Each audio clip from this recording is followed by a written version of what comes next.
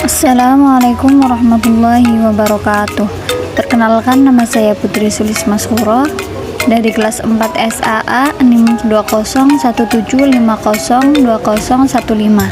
Di sini saya akan memaparkan materi tentang perlindungan hukum atas hak konstitusional para penganut agama-agama lokal di Indonesia. Selama berabad-abad sampai saat ini, di Nusantara terdapat tidak kurang dari 400 aliran kepercayaan kepada Tuhan Yang Maha Esa yang masih eksis. Beberapa aliran kepercayaan tersebut antara lain agama Bahai, Paguyuban Sumarah, agama Saptodharma, dan lain-lain. Aliran kepercayaan dan agama-agama adat ini lazim disebut sebagai indigenous religion. John Kim dalam tulisannya menyebutkan bahwa agama-agama adat seringkali tidak berpangkal kepada agama dunia atau world religion seperti Islam, Katolik, Kristen, Hindu, Buddha, Yahudi, dan lainnya. Walaupun dalam kasus yang lain ditemukan fakta bahwa indigenous religion ini juga sangat dipengaruhi oleh ajaran agama-agama dunia dan mengalami peleburan dengan kepercayaan lokal. Hubungan antara agama dan negara di Indonesia. Orde Lama yang berisi tentang perdebatan antara dua kubu yang berbeda, yakni kubu nasionalis sekuler dan kubu nasionalis Islam.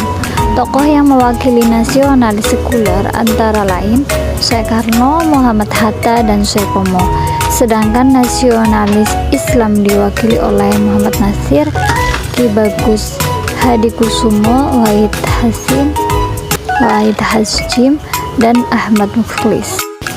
Dalam Piagam Jakarta ini telah ditetapkan 7 kata yang berbunyi dengan kewajiban menjalankan syariat Islam bagi pemeluk-pemeluknya.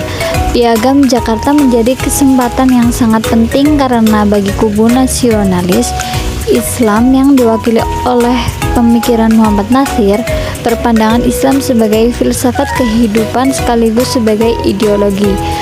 Berbeda pandangan dengan Soekarno, yakni berupaya untuk menjadikan penghayatan ajaran agama sebagai usaha pembudayaan.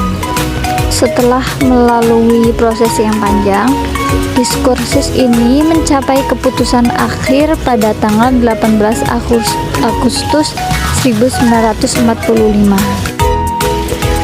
Pada masa Orde Baru ditandai dengan tekad untuk melaksanakan Pancasila dan Undang-Undang Dasar tahun 1945 secara murni dan konsekuen. Selama periode Orde Baru, agama menjadi diskursus di mana terjadi pertandingan antara beberapa rezim kebenaran yang dibela agama masing-masing yang mungkin tidak berjalan netral. Sepanjang 32 tahun masa Orde Baru, maka jika dibahas lebih detail, terdapat 3 sifat hubungan antara negara dan Islam pada masa pemerintahan Orde Baru. Antara lain, yang pertama yaitu hubungan yang bersifat antagonistik pada tahun 1967 sampai 1982.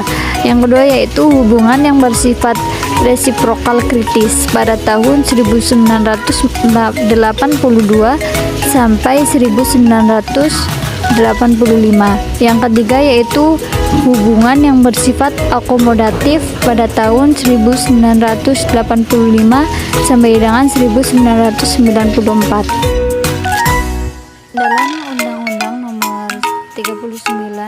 Dalam Undang-Undang Nomor 39 Tahun 1999 tentang Hak Asasi Manusia, HAM didefinisikan sebagai seperangkat hak yang melekat pada hakikat dan keberadaan manusia dan merupakan anugerahnya yang wajib dihormati, dijunjung tinggi, dan dilindungi oleh negara, hukum, pemerintahan, dan setiap orang demi kehormatan serta perlindungan harkat dan martabat manusia.